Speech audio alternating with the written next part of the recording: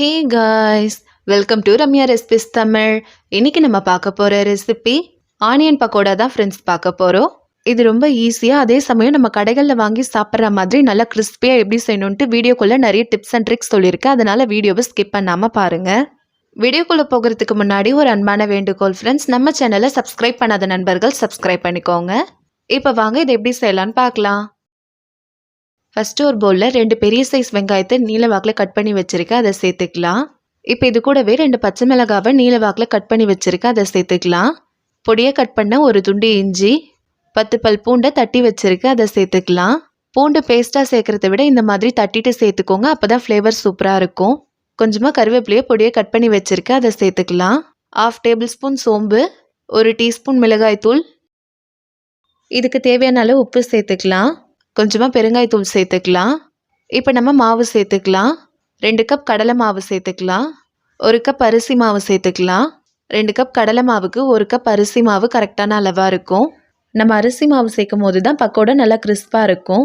நான் இன்றைக்கி கடலை மாவும் அரிசி மாவும் வீட்டில் அரைச்சது தான் யூஸ் பண்ணியிருக்கேன். நீங்கள் இதுக்கு பதிலாக கடையில் வாங்கி கூட யூஸ் பண்ணிக்கலாம்.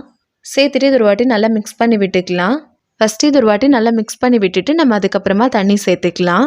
பாருங்கள், நல்லா மிக்ஸ் பண்ணியாச்சு. இப்போ இது கூடவே 1/2 குழிக்கரண்டி அளவுக்கு நல்லா சூடாக இருக்கிற எண்ணெயை சேர்த்துக்கலாம். சேர்த்துட்டு இது ஒரு வாட்டி நல்லா மிக்ஸ் பண்ணி விட்டுக்கலாம். எண்ணெய் நல்லா சூடாக இருக்கணும். இந்த மாதிரி நம்ம சூடாக இருக்கிற எண்ணெயை சேர்க்கும் போது பக்கோடா நல்லா கிறிஸ்பியாக கிடைக்கும். நம்ம சூடாக இருக்கிற எண்ணெய் சேர்த்துருக்கிறதுனால ஃபஸ்ட்டு இந்த மாதிரி ஸ்பூனை வச்சு மிக்ஸ் பண்ணி விட்டுக்கணும்.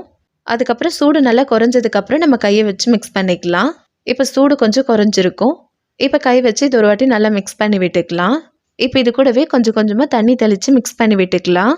தண்ணி அதிகமாக சேர்த்துட்டோன்னா பக்கோடா கிறிஸ்பாக இருக்காது. அதனால் இந்த மாதிரி லைட்டாக தெளித்து விட்டு மிக்ஸ் பண்ணி விட்டுக்கணும். பாருங்கள், மிக்ஸ் பண்ணியாச்சு. பக்கோடாவுக்கு மாவு இதுதான் கரெக்டான பக்குவம். இப்போ இதை நம்ம ஃப்ரை பண்ணிடலாம். இப்போ பக்கோடா ஃப்ரை பண்ணுறதுக்கு ஒரு கடாய் வச்சு எண்ணெய் ஊற்றிக்கலாம்.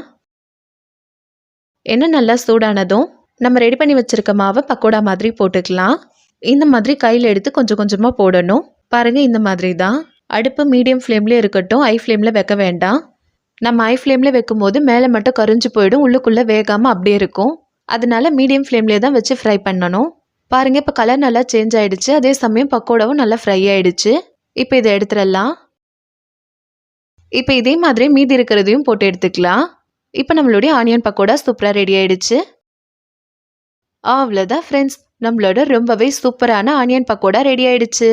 இதை நம்ம ஈவினிங் டைம் ஸ்நாக்ஸாகவும் சாப்பிடலாம், அப்படி இல்லைன்னா சாப்பாடு கூட சைட் டிஷ்ஷாக வச்சு சாப்பிட்லாம், சூப்பராக இருக்கும். இதை நம்ம ஸ்டோர் பண்ணி வச்சுக்கலாம், 1 வீக் ஆனாலும் கெட்டு போகாது. நம்ம சேனலில் ஆல்ரெடி பலாக்கொட்டை வச்சு பக்கோடா எப்படி செய்யணுன்ற வீடியோ போட்டிருக்கோம். அந்த வீடியோட லிங்க்கை கீழே டிஸ்கிரிப்ஷன் பாக்ஸில் தரேன், போய் பாருங்கள் ஃப்ரெண்ட்ஸ். இந்த வீடியோ உங்களுக்கு பிடிச்சிருந்தனா லைக் பண்ணுங்கள், கமெண்ட் பண்ணுங்கள், ஷேர் பண்ணுங்கள். மறக்காமல் நம்ம சேனலை சப்ஸ்கிரைப் பண்ணிக்கோங்க. தேங்க்யூ.